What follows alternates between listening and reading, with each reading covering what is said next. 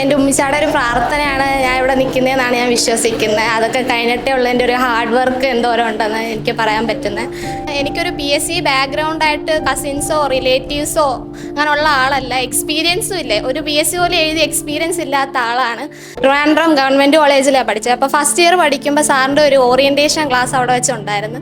അങ്ങനെ ഞങ്ങളൊരു 12 ഫ്രണ്ട്സ് അവിടെ പോയി. അപ്പോൾ സാറ് പറഞ്ഞു, നിങ്ങളിപ്പോൾ വരേണ്ട ആവശ്യമില്ല, നിങ്ങൾ സെക്കൻഡ് ഇയർ കഴിഞ്ഞിട്ട് വന്നാൽ മതി. അപ്പം ഞങ്ങളൊരു തൊരയുടെ പുറത്താണ് പോകുന്നത്, എന്തോ സാറ് പറയുന്നതെന്ന് അറിയണമല്ലോ.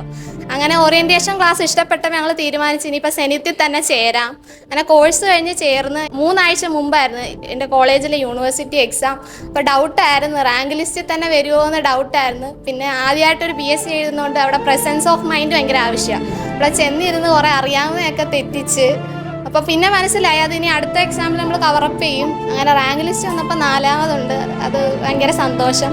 ഞാൻ സ്പെഷ്യൽ ബാച്ചിലായിരുന്നു ചേർന്ന്, ഓഫ്ലൈനും ഓൺലൈനും ചേർന്ന്. വളരെ നല്ല ക്ലാസ്സുകളാണ്, നല്ല ഡോക്ടേഴ്സ് പഠിപ്പിക്കുന്നതുകൊണ്ട് സാധാ ഒരു JHI പഠിപ്പിക്കുന്നതിനേക്കായി നമുക്ക് എന്ത് സംശയം ചോദിച്ചാലും എല്ലാം നല്ലതായിരുന്നു.